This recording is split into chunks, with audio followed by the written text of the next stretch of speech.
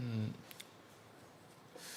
이문동교회 전도사로 지금 섬기고 있는 저는 지금 신학생 3학년입니다. 그래서 성경을 읽는 일이 저에게 있어서는 굉장히 중요한 일이고 또 매일매일 일어나는 일입니다. 그래서 그럴까요? 가끔은 성경을 볼 때 한쪽으로 치우쳐서 볼 때가 있는 것 같습니다. 그래서 한 면만 보게 되면 아무래도 저의 사고가 갇히게 되고 또 편협해지기 쉬운 것 같습니다. 그래서 저는 말씀을 다양한 시각에서 바라보고 생각해 보려고 노력을 하고 있습니다. 동일한 사건이라도 각자의 시선에서 그 사건을 통해 느끼는 바가 다르듯 여러 인물들 또는 그 속에 역사하시는 하나님의 시선을 빌려 그 사건을 바라보면 저마다 다른 차원의 감동과 교훈을 느낄 수 있을 것 같습니다. 우리가 미처 이 사건에서 바라보지 못했던 것들 혹은 생각해보지 못한 것들을 이러한 여러 시선을 통해서 깨닫게 되는 경험을 하게 되면 성경을 읽는 것이 참으로 재밌고 또 흥미가 생깁니다. 오늘은 이러한 제 경험 중 하나인 예수의 자녀로 거듭남이라는 제목으로 여러분과 말씀을 함께 나누겠습니다. 오늘의 본문입니다. 마가복음 5장 38절로 43절입니다. 제가 읽겠습니다. 회당장의 집에 함께 가사 떠드는 것과 사람들이 울며 심히 통곡함을 보시고 들어가서 그들에게 이르시되 너희가 어찌하여 떠들며 우느냐 이 아이가 죽은 것이 아니라 잔다 하시니 그들이 비웃더라. 예수께서 그들을 다 보내신 후에 아이의 부모와 또 자기와 함께한 자들을 데리시고 아이 있는 곳에 들어가사 그 아이의 손을 잡고 이르시되 달리다굼 하시니 번역하면 곧 내가 내게 말하노니 소녀야 일어나라 하심이라. 소녀가 곧 일어나서 걸으니 나이가 12살이라. 사람들이 곧 크게 놀라거늘 예수께서 이 일을 아무도 알지 못하게 하라고 그들을 많이 경계하시고 이에 소녀에게 먹을 것을 주라 하시니라. 아멘. 네, 오늘 본문 말씀은 성도님들도 잘 아시는 회당장 야이로의 딸에 관한 사건입니다. 이 사건에는 여러 인물들이 등장하지만 일반적으로 주인공을 크게 3명으로 분류합니다. 자신의 딸을 살리기 위해 예수님께 찾아온 회당장 야이로, 그런 야이로의 부탁으로 인해 그의 집으로 향하는 예수님, 마지막으로 예수님께서 가시는 그 길목에서 믿음으로 기적을 경험한 혈루증을 앓는 여인, 이 3명의 시선을 제가 오늘 하나하나 빌려서 이 본문을 묵상해 보면 참으로 은혜롭겠지만 오늘은 정말 비중 없어 보이는 한 아이의 시선을 빌려서 이 본문을 살펴보도록 하겠습니다. 그 아이는 바로 야이로의 딸입니다. 회당장 야이로에게는 딸이 있었습니다. 누가복음 기록에 따르면 그녀는 야이로의 외동딸이었습니다. 그렇기에 그녀는 부모에게 정말 아낌없이 많은 사랑을 받았을 것으로 보입니다. 현 시대에 들어서 출산이란 것은 산모를 포함한 부모 모두에게 큰 부담으로 다가오고 있죠. 자식을 많아도 2명 정도만 낳을 것이라고 이야기하고 또 그런 세상입니다. 그것은 아마 부모가 자녀 양육에 대해서 크게 부담을 느끼기 때문이지 않을까 싶은데요. 저도 이따금 이 문제에 대해서 생각해 볼 때가 있습니다. 몇 명의 아이를 제가 나중에 낳을까 하고 말이죠. 네. 5명이요. 너무 많습니다. 네, 저희 부모님은 사실 운이 좋으셨습니다. 한 번에 2명의 아이를 낳으셨기 때문인데요. 저는 2명도 좋지만 가끔 3명, 4명, 남자 형제, 여자 형제 이렇게 있었으면 어땠을까 상상해 보는데 확실히 좋았을 것 같습니다. 그런데 이 문제는 미래의 제 아내와 얘기를 해봐야 되겠죠. 자, 이제 다시 본론으로 돌아가겠습니다. 그럼 이 당시의 유대 사회에서는 과연 이 아이 낳는 것에서 어떻게 생각을 했을까요?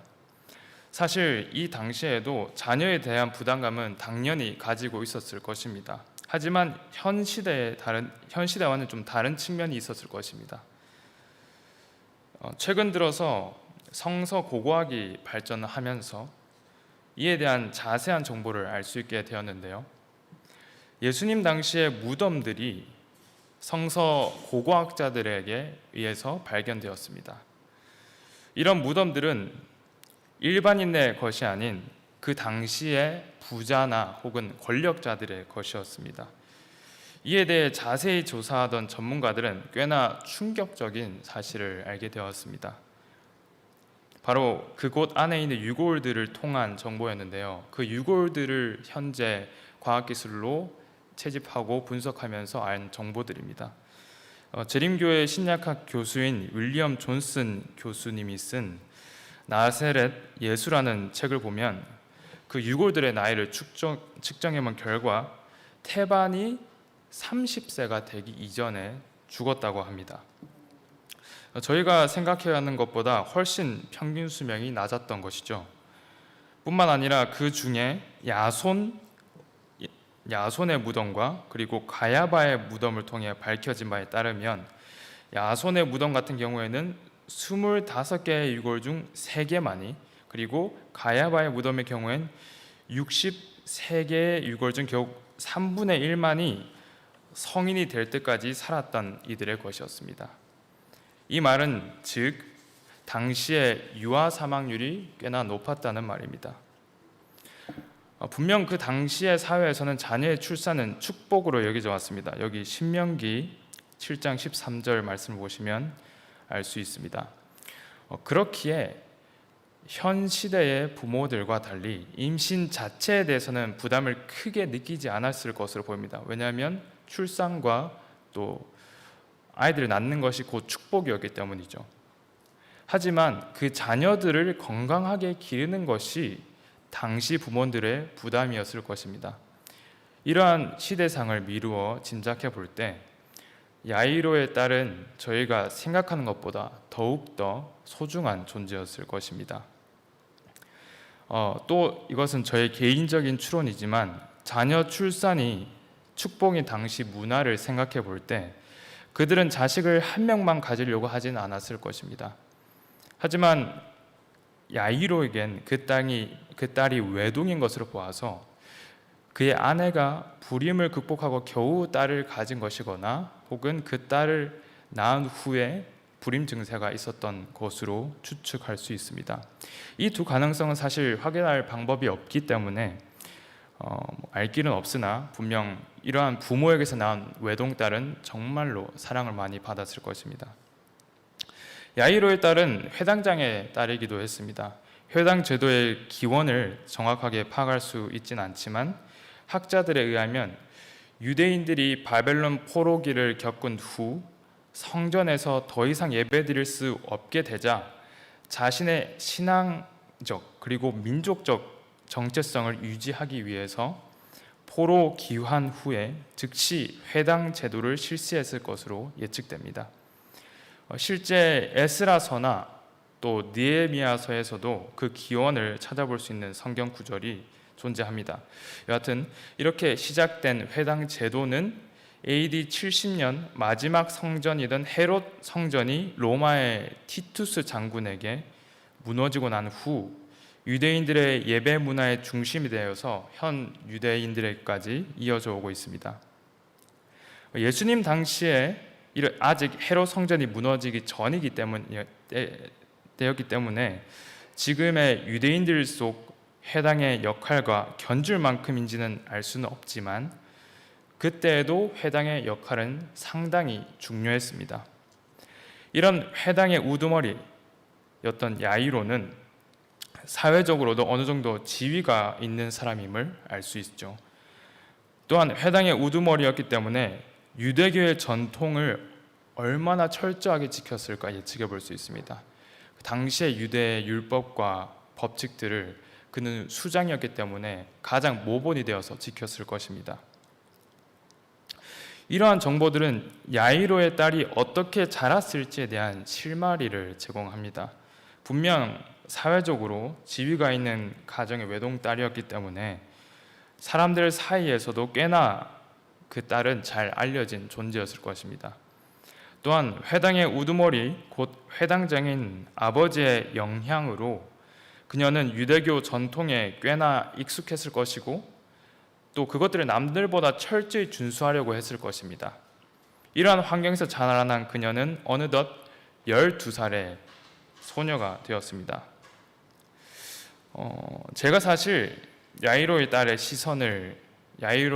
시선을 주게 된 것은 바로 오늘 본문 속 이 성경 구절 때문이었습니다. 마가복음 5장 42절입니다. 소녀가 곧 일어나서 걸으니 나이가 12살이라 사람들이 곧 크게 놀라거늘. 갑자기 난데없이 등장한 그 소녀의 나이 12살. 저자 마가는 이것을 왜 굳이 기록했을까라는 생각이 저를 이 아이로 향하게 만들었습니다. 사실 누가복음에도 그녀의 나이가 기록되어 있긴 하지만 그 순서가 마가복음과 약간의 차이가 있습니다. 누가복음은 사건의 시작에 야이로의 딸을 설명하면서 그 특징 중 하나로 나이를 설명하는 반면 마가복음에서는 사건의 끝에 모든 일들이 해결되고 그제야 나이를 설명합니다. 굳이 마가가 이렇게 저술했어야 하는가는 설교 끝 무렵에 제가 말씀드리겠습니다. 우선 12살이라는 나이에 한번 초점을 맞춰보겠습니다. 사실 유대 문화에서는 12살이라는 나이가 꽤 중요한 나이입니다. 바로 유대인들의 성인식이 치러지는 시기이기 때문이죠.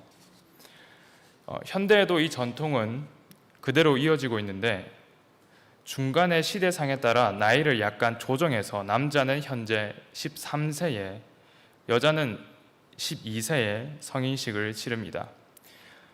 이를 남자의 경우에는 바르 미츠바라고 하며 여자의 경우는 바트 미츠바라고 합니다. 각각의 용어를 해석하자면 바르 미츠바는 율법의 아들, 바트 미츠바는 율법의 딸을 의미합니다.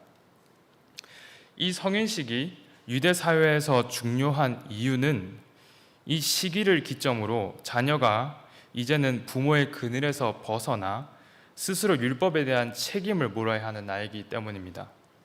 그렇기에 유대인 부모는 더 이상 자녀의 율법 순종에 대한 책임을 자신들이 지지 않아도 되기 때문에 그날을 기쁜 날로 여긴다고 합니다.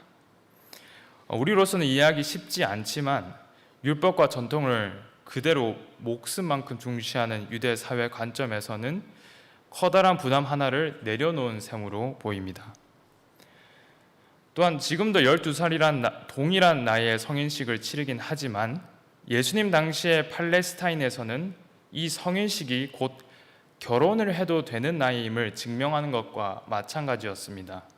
이러한 조혼 문화를 현 시대의 관점으로서는 이해하기 쉽지 않지만 앞서 말씀드린 그 당시의 낮은 평균 수명을 생각해 볼 때 그리고 우리나라에서 비슷한 이유로 조선 사회에 조혼 문화가 있었음을 떠올려 보면 좀 더 이해하기 수월해지는 것 같습니다. 이러한 전통에 따라 예수께서도 12세에 성전으로 올라가신 기록을 누가복음 2장 42절을 통해서 알 수 있죠. 여하튼 예수님 당시에 존재했던 이 문화는 당연히 회당장의 딸인 그 12살 소녀에게도 적용되었을 것입니다. 자녀는 이제 성인이자 결혼할 수 있는 나이가 되어 인생의 새로운 국면을 마주할 것에 대한 그 기쁨으로 부모는 자녀의 율법 책임에 대한 해방을 그 이유로 서로 12살이 된 야이로의 딸을 축하하며 기뻐했을 것입니다. 하지만 딱 이 시기에 비극이 찾아오게 된 것입니다. 그녀가 무슨 병에 걸렸는지 기록된 바가 없어 알기 힘들지만 확실한 것은 그녀가 죽어가고 있었다는 사실이죠. 그녀는 목숨이 위태롭다는 것 때문에 그녀의 아버지 야이로의 모습을 통해 여실히 드러나고 있습니다.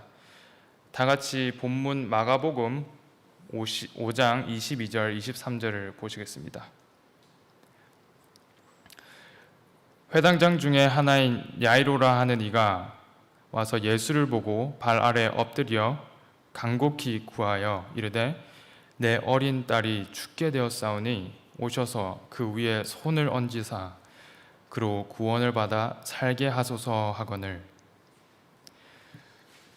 내 어린 딸이 죽게 되었사오니, 이 중에 죽게 되었사오니라는 표현은 신약 성경에서 유일하게 사용된 헬라어 단어입니다.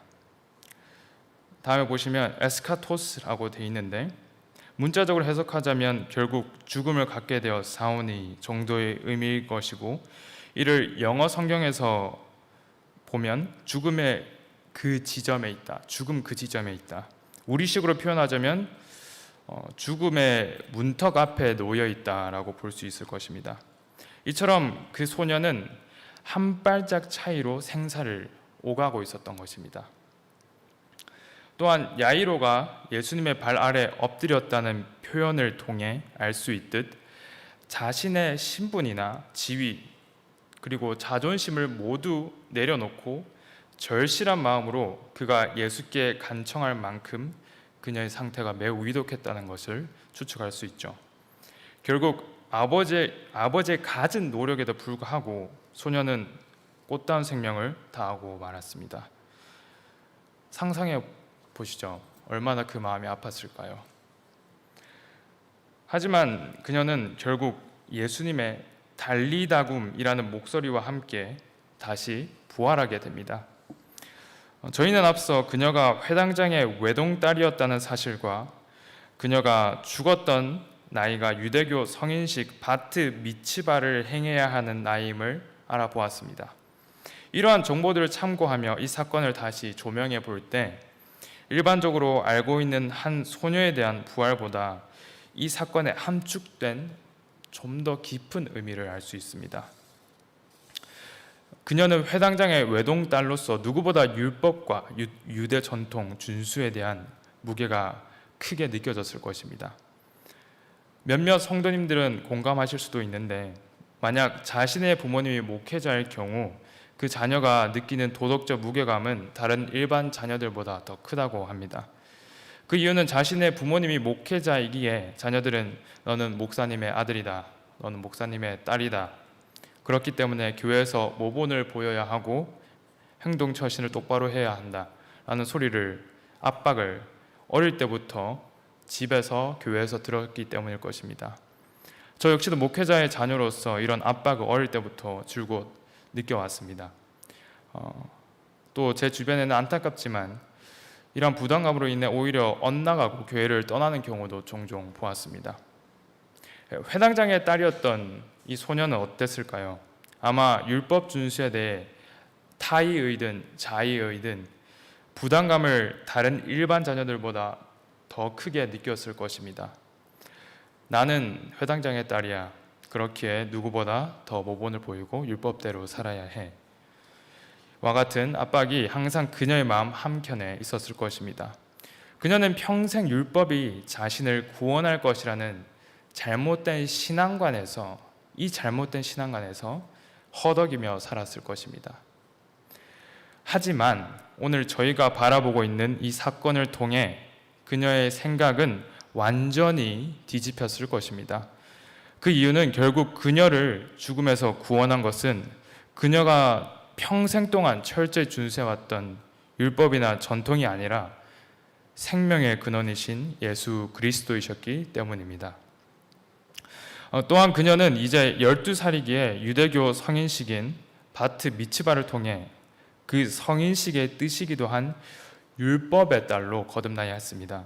이 사건 후에 그녀가 성인식을 드렸을지 안 드렸을지 알 수 없습니다. 다만 그 여부와 상관없이 오늘 이 사건을 통해 그녀는 더 이상 율법의 딸이 아닌 예수님의 딸로 거듭나게 되었습니다. 그 당시 예수님께 고침을 받고 또 귀신으로부터 해방되고 죽음에서 부활한 이들의 행정을 생각해 보시기 바랍니다. 그들의 몇몇의 경우는 예수께서 이 사건에 대해 조용히 하라고 명하셨음에도 불구하고 누구보다 앞장서서 예수께서 메시아임을 그리고 그리스도이심을 전했습니다. 아마 이 사건을 통해 예수의 딸이 된 이 소녀 역시 또한 누구보다 앞장서서 예수께서 메시아이시고 그분만이 내 구원자이심을 전하는 산 증인이 되었을 것입니다. 몇몇 분들은 아마 눈치채셨겠지만 사실 그녀의 나이가 혈류증을 앓은 여인이 겪었던 고통의 시간인 12해와 일치하는 것을 알 수 있습니다. 그리고 더 흥미로운 사실은 본문에서 살펴볼 수 있는데 마가복음 5장 34절에 보면 혈류증을 앓은 여인을 예수께서 돌려보내며 그녀를 부르신 칭호가 공교롭게도 딸임을 살펴볼 수 있습니다. 제가 앞서 설교 중간에 왜 마가가 그 소녀의 나이를 나중에 기록했을지 궁금했었다는 이야기를 드렸죠. 제 추측이지만 아마 마가는 그녀의 나이를 이 본문의 모든 사건, 혈류증을 앓은 여인을 치료한 사건, 또 야이로의 딸을 부활한 사건의 끝에 배치함으로 12해라는 동일한 기간으로 그 소녀와 혈류증 앓은 여인을 연관시키고 또한 그 소녀도 혈류증 앓은 여인과 동일한 기간을 고통받고 있었음을 강조하기 위해 이런 기록 방식을 채택하지 않았을까 조심스럽게 생각해 봅니다. 혈류증이라는 질병이 자신을 망가뜨린 지 12회나 된 여인과 또 율법과 전통의 굴레 안에 잘못된 신앙관으로 자신을 망가뜨린 지 12회나 된 한 소녀는 오늘 이 사건을 기점으로 예수의 딸이 되었습니다. 요한복음 1장 9장 12절에는 다음과 같은 말씀이 있습니다. 참빛 곧 세상에 와서 각 사람에게 비추는 빛이 있었나니 그가 세상에 계셨으며 세상은 그로 말미암아 지은 바 되었으되 세상이 그를 알지 못하였고 자기 땅에 오매 자기 백성이 영접하지 아니하였으나 영접하는 자 곧 그 이름을 믿는 자들에게는 하나님의 자녀가 되는 권세를 주셨으니 아멘. 사랑하는 성도 여러분, 우리는 과연 누구의 자녀일까요? 우리는 누구의 아들이며 누구의 딸입니까? 우리는 생명의 근원이시자 모든 구원의 정점이신 예수 그리스도의 아들과 딸입니다. 오늘 사건을 통해 거듭한 한 소녀와 또 한 여인의 경우를 떠올려 보면서 우리가 예수 그리스도의 자녀임이 얼마나 축복인지 다시금 깨닫게 되는 것 같습니다. 사랑하는 성도 여러분, 예수 믿음으로 우리를 구원하시고 우리의 모든 영적, 신체적 고통과 속박에서 해방시키는 그 사랑이 2000년 전 그 팔레스타인에서 지금까지 변함없이 이어져 오고 있습니다. 우린 그분의 자녀됨으로 이 구원의 기쁨과 사랑을 저 하늘 본향에서도 영원토록 누리며 살 것입니다. 그 기쁨을 재림의 그날 너머까지 전하는 우리 모든 예수님의 아들, 딸 되기를 바라며 말씀을 마치겠습니다. 감사합니다. 마치는 찬미 382장 부르겠습니다.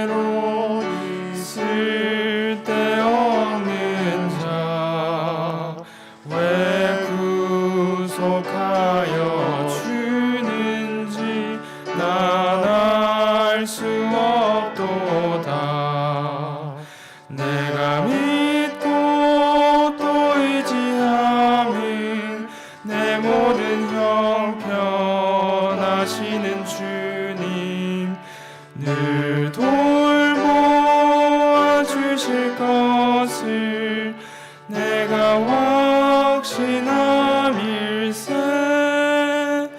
왜 내게 성령 주셔서 내 마음을 감동해 주 예수 믿게 하는지 난 알 수 없도다. 내가 믿고 또 의지함은 내 모든 형편하시는 주님 늘 돌보아 주실 것을 내가 확신함일세.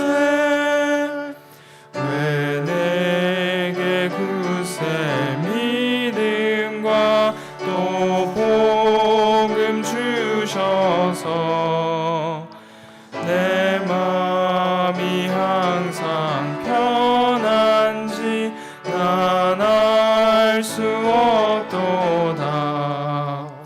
내가 믿고 또 의지함은 내 모든 형편하시는 주님 늘 돌보아 주실 것을 내가 확신함일세. 간주 들으시고 5절 부르시겠습니다.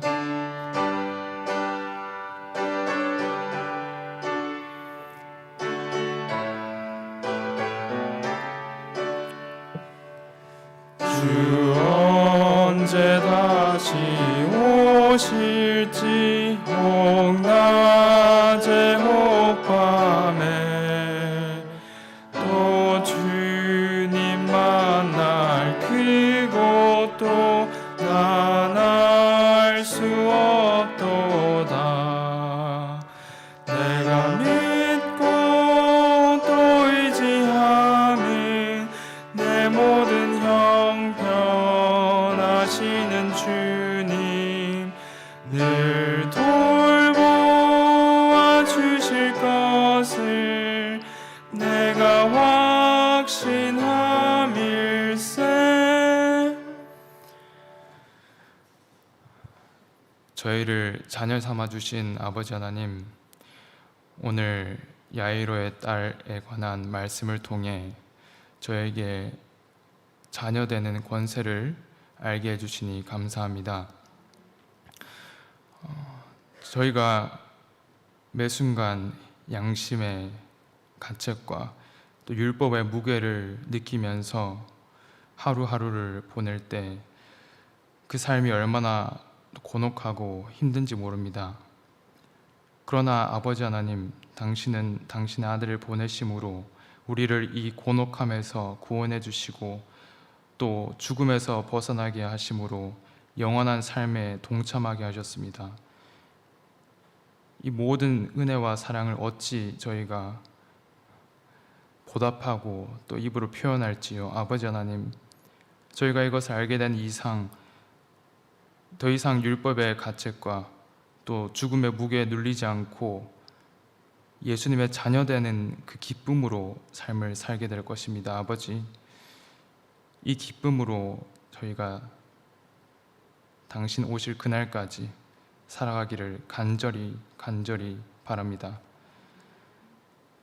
주님, 다시 오실 그날까지 저희가 자녀됨을 믿고 또 저희 이웃에게 그 자녀됨의 복음을 나누며 살기를 바라며 저희를 사랑하시는 예수님의 이름으로 간절히 기도드립니다. 아멘.